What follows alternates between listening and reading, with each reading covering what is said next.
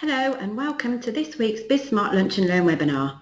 Our weekly webinars are aimed to provide advice and share knowledge amongst business owners. This is part of our service to our Smart Room members. If you're not already a member or a BizSmart client and would like to access our archive of webinars, then please visit our website biz-smart.co.uk and go to the Smart Room page. Our host joining me today is BizSmart Select Member and BizSmart Advisor, Gill Hutchinson. But before we start the webinar, can I ask you all to use the question mark function on your screen to post any questions that you may have for Gill, and she will answer them all at the end of the session. Thank you, Gill. Over to you. Good morning, everyone. I'm going to talk today about content marketing. It's a bit of a buzzword in the marketing industry. I'm just going to explain what it is, why you might want to consider it, and some of the things to think about if you're ready for that step. So essentially, content marketing is about getting away from selling your services or pitching or any of that hard sell that we associate with increasing your customers. It's about providing truly relevant and useful content to prospects and warming them up over time. So you're helping them solve their issues, and it's a softer approach to a sale. So I'm going to start with an example. This is a white paper that we produce because we have quite a few clients in the IT industry. And we send as part of our marketing program some managing directors of IT companies one of these white papers in the post. And it's entitled Why Selling IT Can Be an Uphill Struggle. So it's just a 4-page document, and it outlines some of the issues that these MDs might be finding a bit frustrating with their sales team. And I wanted to share this with you because it's an example of how content marketing can really work quite well. I met this MD over 6 months later, and I was amazed to find he'd actually kept this paper in his desk with a sort of mental note to get hold of us at some point in the future when they were ready. And this was a really clean desk, no clutter office. You know, they didn't keep scraps of paper in the corner like I do in my office. It had just been kept. And he explained that, you know, while we're talking about the sales cycle as part of this MOT we were doing, he was saying, well, that document really talked to me. I really felt it was very personal to me. So he'd read it, he'd enjoyed it, wasn't at the right time, got a case study 6 months later, and he said, right, now I need to speak to Gill about marketing. And it was a good way to illustrate the value of content marketing that's relevant. So here we have a definition of content marketing from a great American institute, the Content Marketing Institute over in the States, and it's a strategic marketing approach which is focused on creating and distributing valuable, relevant, consistent content, bit of a long one, sorry, to attract and retain a clearly defined audience and ultimately to drive profitable customer action. So I'm going to break all this down, so don't panic. But essentially the benefits are increasing your sales. There is a cost saving if you do it properly, and you can save on other things that you're doing with your sales and marketing. And it also develops customers who tend to be more loyal to you and stay with you. So if you go back and read that definition again, but this time read it to yourself and remove the words relevant and valuable.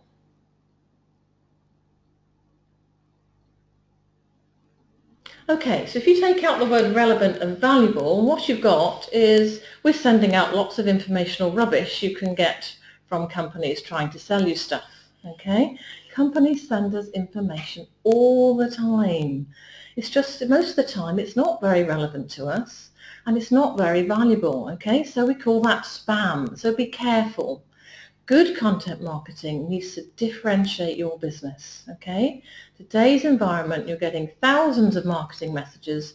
Every person gets that every day. It's not an easy or quick fix, content marketing. It's about really making yourself differentiated so that that is valued content.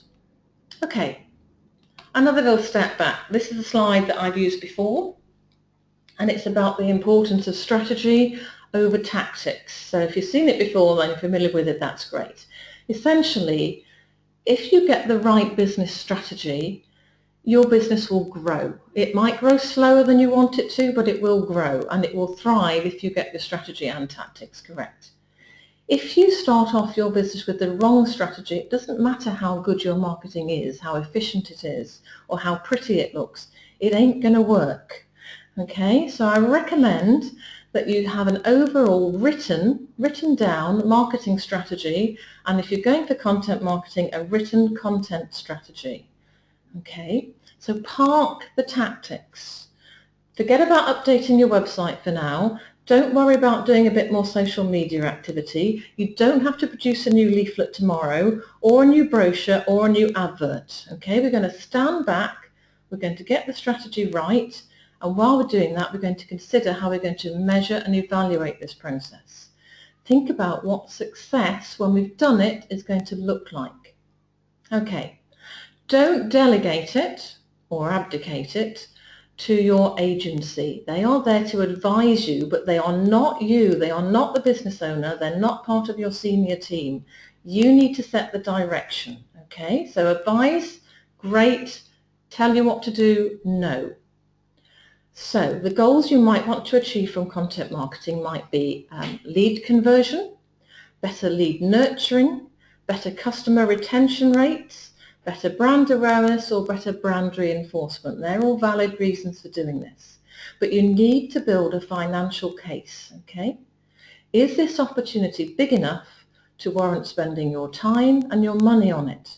What's the expected return on your investment?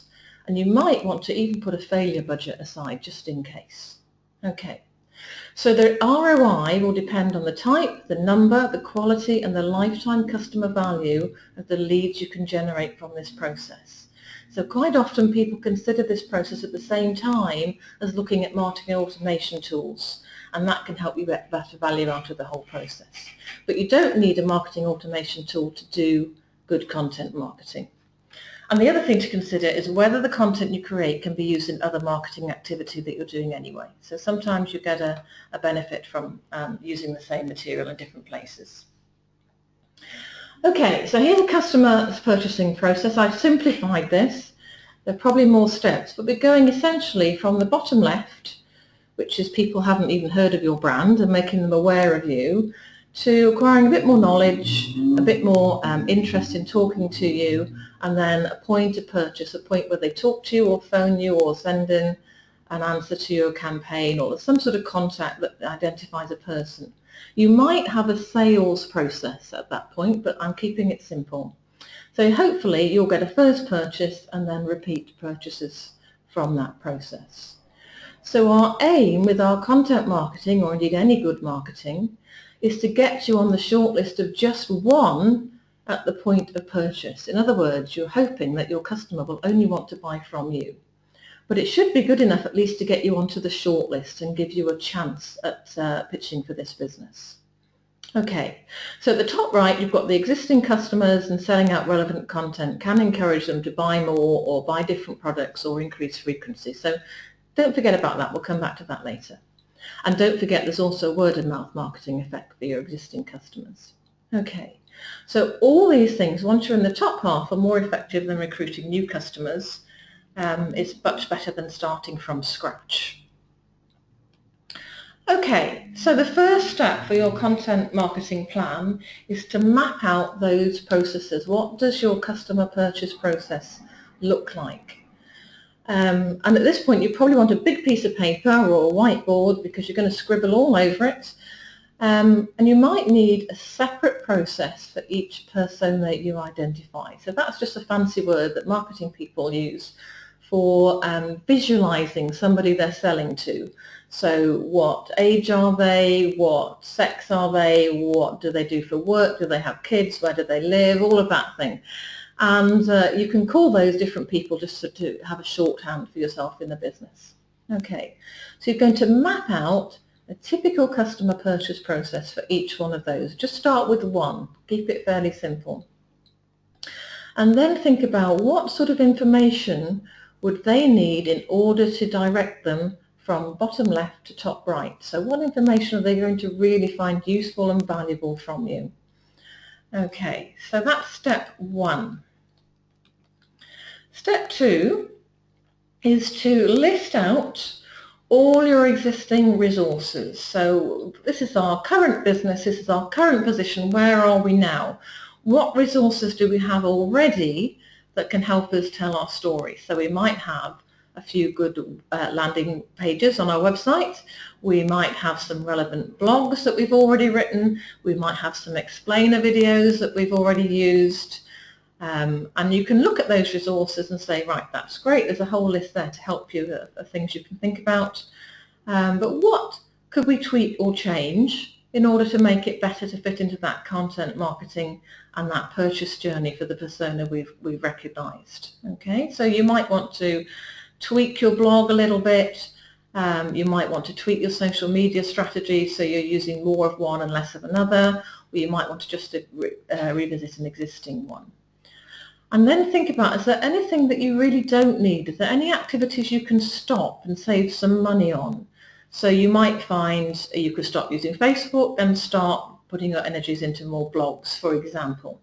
Every business has limited resources, and it's fine to pull some activity to fund your content marketing activity. But think about it, think about what's going to be useful to you, and it's fine to stop using the things that are not particularly useful. Okay. So now we have a process, we have a list of resources we can use, and the next stage is to cross-reference those. So set yourself up a big grid with each step of the customer purchasing process and the resources that can fit into each of those steps of awareness and knowledge and desire and so on. Okay, and once you've done that, you should have some gaps. You should be able to identify quite quickly where you need to fill in the gaps or refresh your existing materials.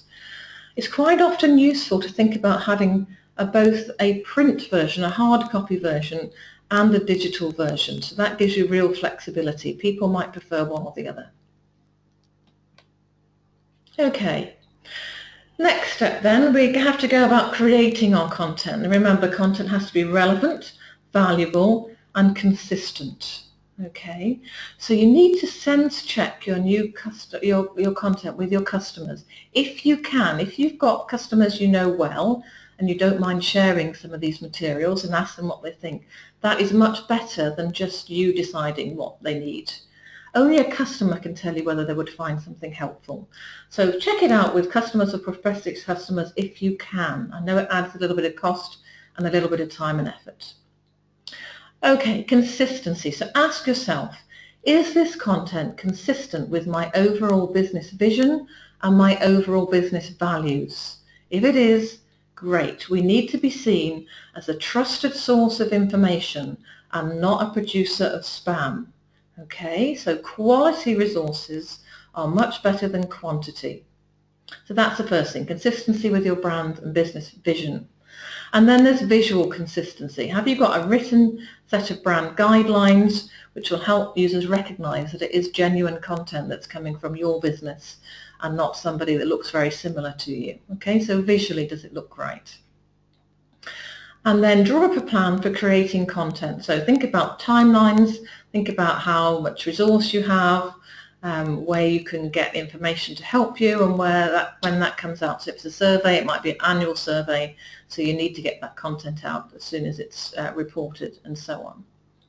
Okay, a final word on your management and reporting. Okay, responsibility and accountability are not the same things.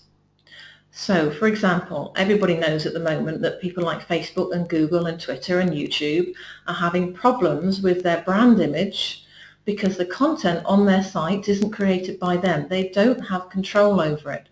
All they can do is police it after the event. Okay? So, similarly, if you're using a junior member of your team, or you're outsourcing a copywriter or an agency to produce your materials, you need to be responsible for giving them proper guidance, and you need to have a proper sign-off procedure. Okay? You are the policeman for your brand and your business. So great to have people help you with this stuff. You might want to outsource it. You might want to give it to a junior, but retain the control. Okay? You're in charge of the whole process. It's important you check every piece of content before it goes out. Next step then, distributing your content. And there are lots of different ways you can do this. I've listed some on this slide. We tend to think of content marketing as to do with digital. It's not all digital. You can use content anywhere it's relevant. But we tend to start with the website, landing pages, blogs, forms to capture that important data about who your visitors have been and what they're interested in. Social media really lends itself well to content marketing, and you can tailor it to where you're going to find most of your prospects. So B2B will generally be Twitter or LinkedIn, B2C would include Facebook and some others depending on who you're trying to reach. But don't forget, email can be linked because it can track and trace digitally. Snail mail, when it's targeted, can be really, really good. An app can be a way of taking people to your website or similar content. And PR, although it's not easy to control, can be another useful way to get your story across.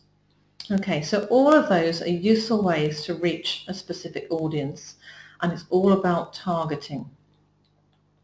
So to help you target, you might want to try some different things. If you're using email, make sure that you're tracking it. You're looking at open rates and click-throughs. You might want to do some A/B testing where you split your group into two and see which emails give you a better response in terms of click-throughs. Okay, if you're using mail, again, you don't know something's landed because you've only got their hard address, but you'll get feedback in time as to whether that's been more effective at delivering leads. So in the example of my IT company director, he kept that piece of content for a long time, and it was instrumental in getting me to have a meaningful conversation with him. If you want to look at comparing email and mail, you can look at one of our blogs, Why Snail Mail is Better Than Email. You'll find that quite helpful. Okay, so remember that your aim is to be able to measure engagement at some stage and to calculate conversion rates at some stage. So you've got to be able to monitor and measure all your responses. That will allow you to revise your process in time and keep in mind the goals that you're trying to achieve. So those KPIs, lead generation, am I lead nurturing? Are my customer conversion rates improving? Are more people aware of my brand when I go out networking, for example? All these things give you some information that that strategy is working. Okay. In B2B, if we're talking about a B2B world, you tend to be looking at much smaller numbers. And if you've got a system that can track actual visitors to your website, you can actually identify who that is. That is really valuable. You get very personalized data if you can track leads, track when they visited your website, what device they were doing, what they looked at. That's really helpful. B2C, you tend to be looking at numbers and trying to analyze numbers. Okay, and don't forget, you can go back if you want to look about marketing information and marketing automation tools. There is a previous BizSmart webinar on that, how to successfully implement that. Okay, so we've got a whole different assortment of channels to choose from. Well, you've got to choose the right ones that are going to work for you. For each one, come back to the structure. So there's no point having a long essay on Twitter or 140 character on a blog. Okay, so just be sensible. Consider the structure of the channel you're using. Consider the tone of voice and the way you use it. So is it fun? Is it quirky? Business blog will be serious, but you might have a bit more fun on Twitter, for example. Use of videos can be made fun or they can be serious. So how are you talking to them? And bear in mind, what desired action do you want them to do when people see your content? So it could be call you, it could be visit your website, it could be ask for a white paper or a case study, but make sure you track that. So you've got a plan that says, this is the content I've created, this is where it's going to be posted, this is the tone of voice I'm using, and I want them to do X, Y, Z at the end of it. It's quite a lot to bear in mind. And you probably want to test different things to see what works best for you. Lastly, it's about attracting and retaining the right audience. Okay, and we do tend to forget as marketeers the customers we already have. We are really neglectful in general of our existing customers. They're easily forgotten. We put all our efforts into some new sexy process and we forget to look after the ones we have.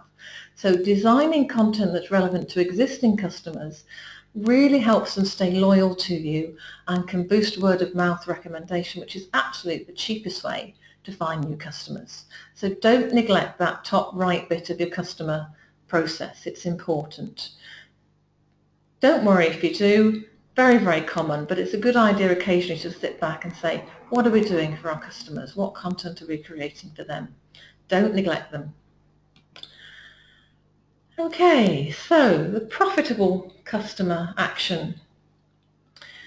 These are some of the things that you should be considering. Okay, we should be able to compare and contrast the right quantity of new customers.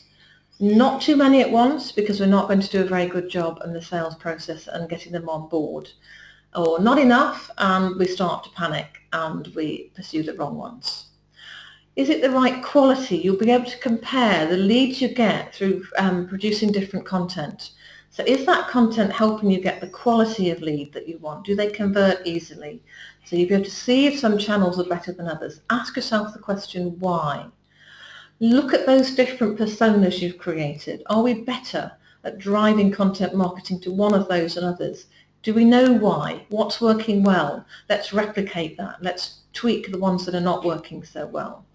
Do some products or services work better than others? Again, have a look at what's happening. Can we answer the question why? Okay? And you've always got other options. So it's really important to keep an eye on your ROI, because you could go out and do some pay-per-click advertising, and even though it's ignored by about 80% of people, the 20% that do look at it might be really good leads. So it might be better for you to spend your efforts doing that than to spend all your effort producing content. There are always choices. Okay. So content marketing is a slower and a steadier animal, but it can help you with long-term building a better ranking website and gaining better quality visitors and hence better quality leads. Okay, so we'll get it right and it will give you a nice quantity, a predictable flow of warm leads into your sales funnel. Okay, and you can get out of that feast and famine cycle of too many or not enough. But it is complicated. It does require you to have proper project management, and if it's done well and it can help you with your website ranking and so on, that's fine, that's great, but don't forget there are always other options. This takes a lot of time in terms of your people. You have to develop their skills and you'll have to have a budget to do it. Don't try and do it on a shoestring. It won't work. You need to plan it out properly. So I hope that helps. And if there are any questions, we can take through those now. Okay. Thanks, Caroline. Thank you very much, Jill.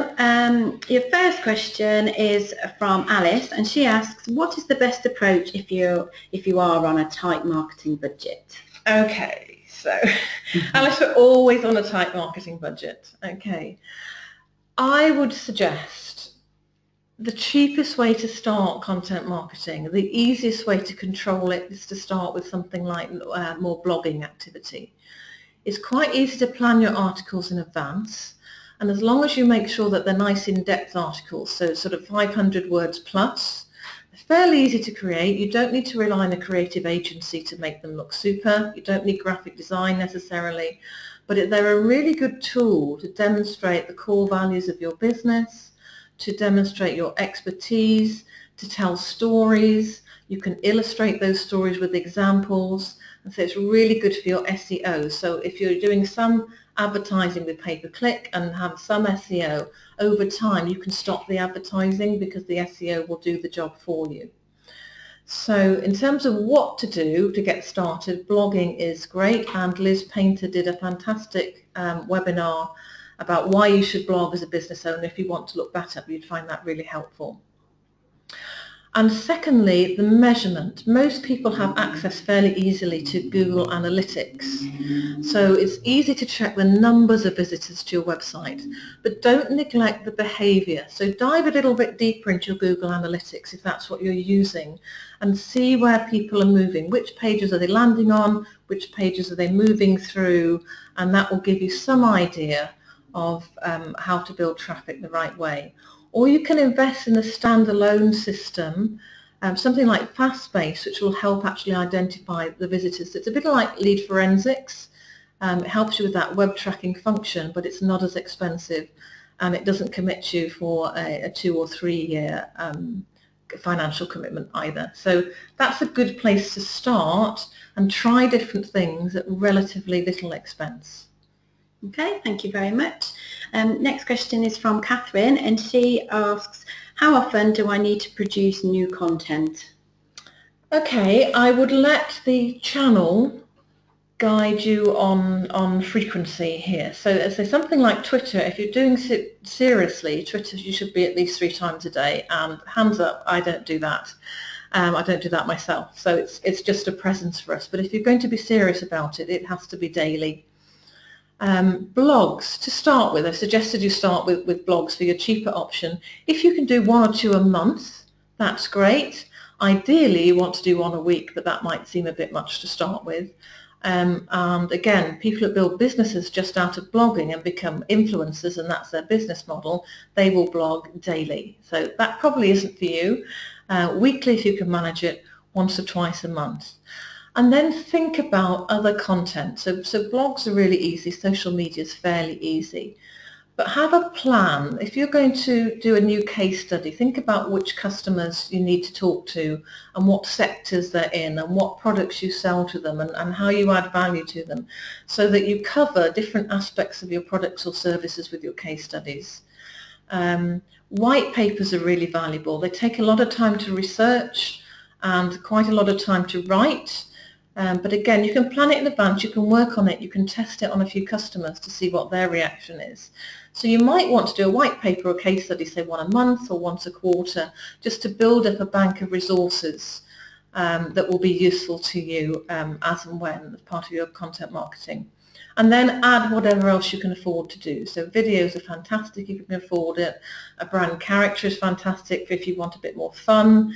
And so on, but they're more expensive options. So start with the things you can do fairly easily and you can test and measure fairly easily, and then work up to more expensive things when it's working for you as a strategy.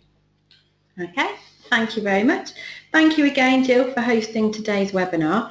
I will be sending out a copy of the presentation and contact details for Jill very shortly, so please do email her direct if you have any further questions. But before we close, just a quick reminder, this webinar is part of our service to our Smart Room members. If you're not already a member or BizSmart client and would like to access our archive of webinars, then please visit our website, biz-smart.co.uk, and go to the Smart Room page. That's the end of today's BizSmart webinar. Thank you all for listening, and we hope you can join us again very soon.